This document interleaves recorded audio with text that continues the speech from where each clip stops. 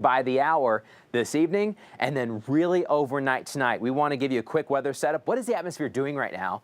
And because of what it's doing right now, how's it going to look this evening to help us time out when the storms are going to come in? All right, so let's take a look. We've got this yellow box up towards the north. This is our only tornado watch at this time.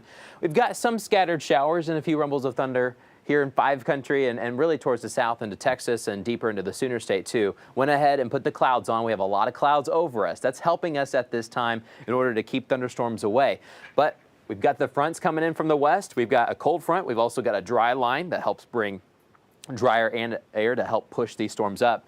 But the jet stream itself is right here. You're noticing these clouds kind of race, these thinner clouds, kind of a little bit more translucent on the map.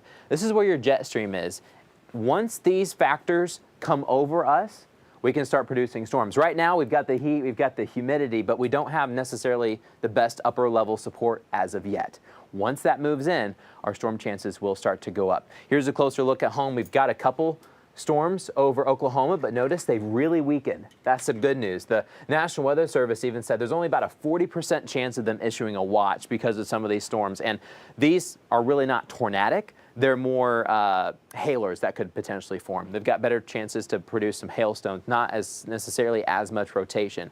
However, you're probably asking, what's that dotted line off towards the south? It's a great question. It is the low-level jet. The low-level jet is what's going to come in and help enhance severe risk this evening. Low-level jet not only helps you pop storms, but it also adds more rotation to the atmosphere. It's outlined by this dotted black line you see across Texas and Louisiana. Over time, this is going to move north, and as it moves north, it'll help to pop some storms. So far, we've had a little bit of activity across Texas and Louisiana. They're not big at this time because they're also still waiting for the jet.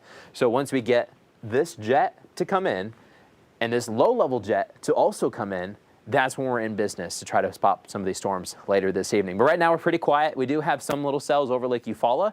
They're just west of Latimer and Haskell counties there towards McAllister right now. They look very weak. That is good news. Essentially, we got just a chance for an isolated pop-up the next couple of hours. Until we get closer to 10, 11 o'clock tonight, it's just a hit or miss storm. And a lot of us will remain on the drier side. We've got the warmth and humidity, though. It is windy. That south wind has helped temperatures reach the 70s and 80s. So we've got the fuel. We've got the humidity. Now you just need the upper level support. So that's why this evening, all the way up until midnight, we've got a chance for a spotty storm. But some of those spotty storms could potentially be very strong. Did you see the one that was in Missouri just a couple clicks ago?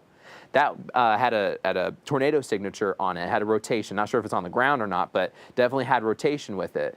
So some of these could potentially be very strong, but they will be very hit or miss. After midnight, our rain chances really go up because not only do we have the warmth and the humidity, that's when the jet starts to move in, that's when the front starts to approach. So we're going to be able to squeeze out more storms. And I really think our main time window will be 1 a.m. to about 4 a.m. for the most widespread storm activity. Here's another way to look at the storm chances. They just continue to go up this evening. For this 40% chance, later after sunset, these storms could potentially be pretty strong if you get one. A lot of us may not. But some of these cells could rotate, and the rotation will just enhance later into the night and early Wednesday morning as that low-level jet starts to come in. So not only do our rain chances increase, but the severity may also increase too.